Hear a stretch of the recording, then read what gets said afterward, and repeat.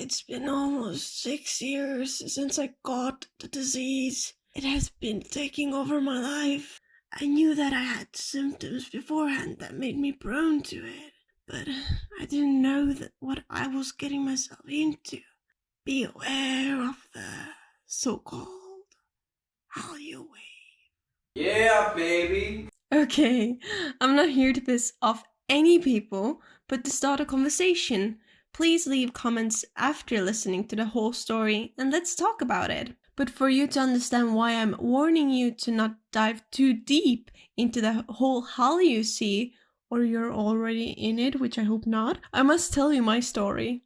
I got into K-pop back in 2015, 30th of August, after my friend introduced it to me. I was amazed that there were these boys dancing like Michael Jackson. I was a huge Michael Jackson fan for a few years prior. Also, what intrigued me was how ridiculous BTS was in the reality show American Hustle Life. It was so funny that I ended up binge watching it.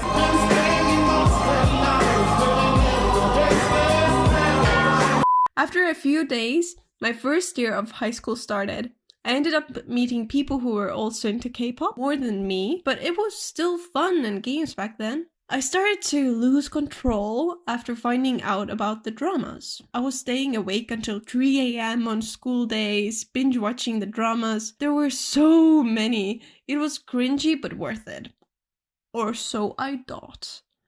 A year had passed. I started to get tired of K-pop, but had found Korean indie and ballad music, which was very much to my liking. I thought it was all getting better, but then, on one dark evening, my brother asked, "Hey, I'm planning on going to South Korea next month. You wanna come along?" And of course I wanted. I borrowed money from my father and went. The trip was very fun. I met many new people, saw beautiful sights, and most importantly, was within the world I had seen only through a screen for hundreds of hours until then. It felt like a dream come true, but it ended. I had to go back to reality after 16 days. Once I got back, I felt like there was a huge hole inside of me. All I could think of was how I wanted to go back and how happy I was there. My life started to circle around this. I forgot about my ambitions, hobbies, and dreams that I once had. All I could think and talk about was Korea. It was like an addiction. I needed to go back. I actually truly believe that my life would be so different right now if I didn't start to like K-pop in the first place, or if I didn't end up going there. After that, I took an academic year to go back. All I did was work so I could get another kick of euphoria mixed with familiarity. When I got back from Korea, thankfully I was there for long enough that I started to miss home. I thought that I'll go back again after graduating, but long and behold, my friend said she's going to South Korea next year, and I obviously went along. This meant I had been visiting Korea every year since 2016.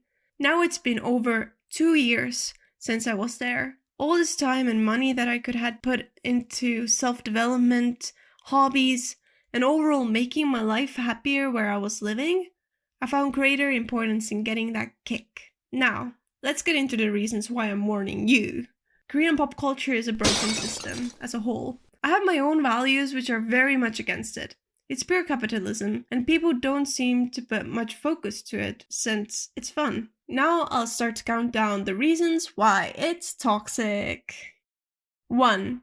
As mentioned, capitalism. The country thrives on brands and keeping face. That is why Hongdae and Gangnam are full of Chinese mass-produced trendy items. Also, the celebrities play a big role in it, to a point where there are cardboard cutouts of your favorite celebrities in front of the stores to promote skincare and products that they themselves even don't use. Number 2. The K-pop corporations. The topic is very talked about and how it's changing, but the amount of pressure these young kids are being put through is tremendous. Thankfully, there are no more word-to-word slave contracts, because the government has taken action, but a lot of discrimination takes place within the industry, which is uncanny. This topic in itself deserves a whole video on its own. Number 3. Plastic surgery.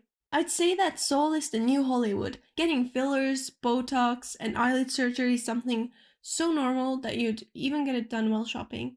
This specific idea of this beauty is very toxic, and in all honesty, once again, K-pop and K-drama industry play a huge part in it. The more we see something, the more normal it becomes. Though, there's this new idea of normal about having the perfect face and body.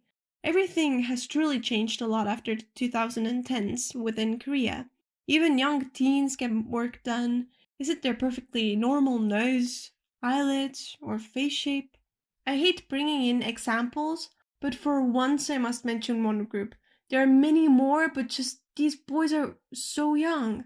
I sincerely support this group. Watched the whole program, but couldn't help to notice that in Island and Hypen, almost half of the boys' noses looked unnatural. I was shocked that they had such similar noses. So out of curiosity, I searched for how they looked when they were younger, and without a surprise, they had these normal noses that you see many teens have in Korea, but now, aged 17 to 19, transformed.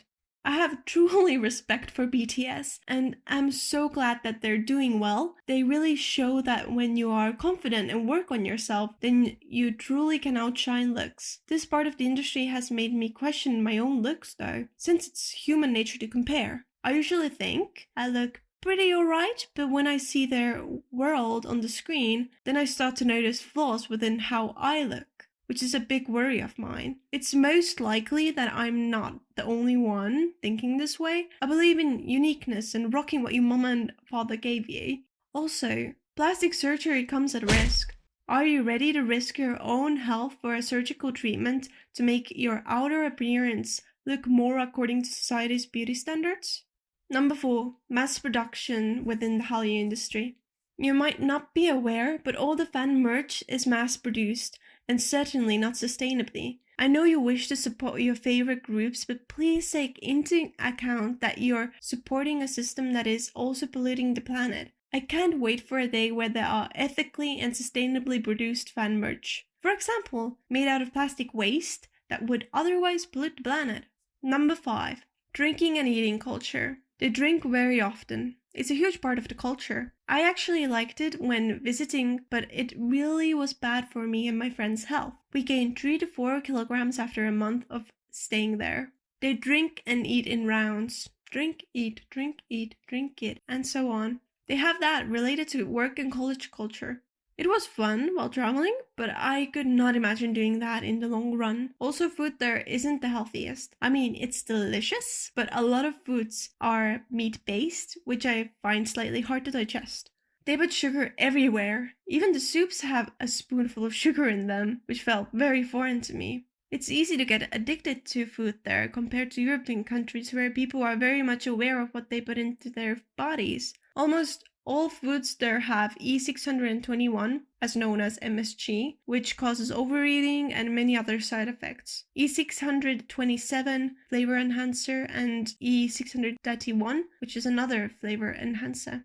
These are also found in soups and traditional food, such as bibimbap. That's how common they are. These flavor enhancers can cause overeating and also for some addiction. In the recent years, also soda and fast food is very popular there. It's been romanticized and is a staple food when hanging out with friends. Since people in the US and Europe have become aware that soda and fast foods are very addicting and part of the cause of obesity, then the companies have been spreading out to the other countries that aren't as aware. There are many documentaries about this topic which you can find through YouTube or simply searching on Google. Number 6. Discrimination and beauty privilege. Clearly related to the previous points, if you're born good looking, then you'll be put up on a pedestal. People will compliment you, you'll get presents and extra attention from strangers. I personally saw that happen. I met a guy once who looked similar to Park Hae-jin, but much younger. He told me all about his life and how Korea is like heaven to him. He gets things without much effort and everything comes easy. He even was getting presents from customers of his cafe. He said he gets them all the time. And on the polar opposite of the spectrum, I met people who have a bit more awareness and say that Korea is a living hell since it's hard to find a job because looks even play a big role when picking employees. Number 7.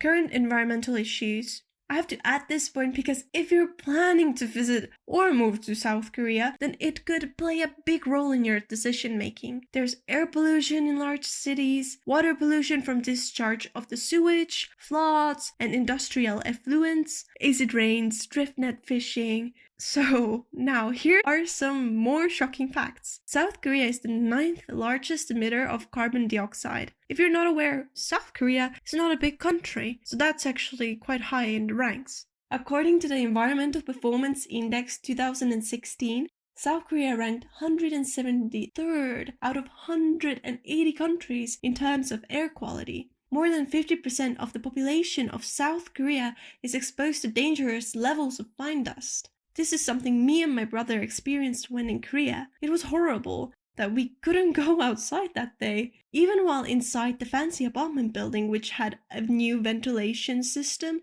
It couldn't save us from the pain. Both of our eyes were hurting all at once. Also, I was walking with one of my Korean friends and we ended up in this area where the air was so polluted that we couldn't breathe. We kept jumping from store to store so we could take a breath.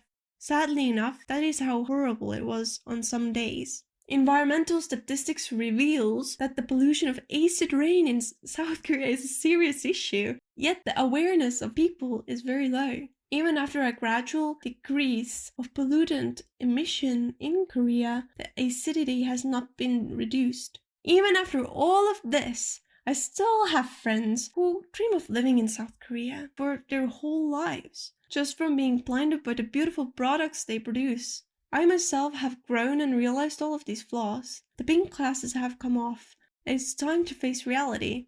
It's a broken system that won't last long. It took me 5 years to realize this. How long did it take you?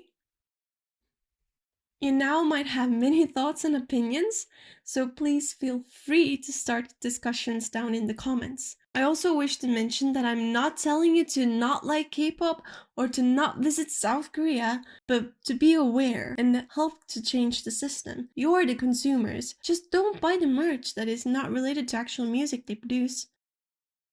Like CDs, records, those are fine. Buy online albums, and please think before you buy. If you like this video and wish to see more content related to K-fashion, fashion, Korea, upcycling, art, and sustainability, then please make sure to subscribe.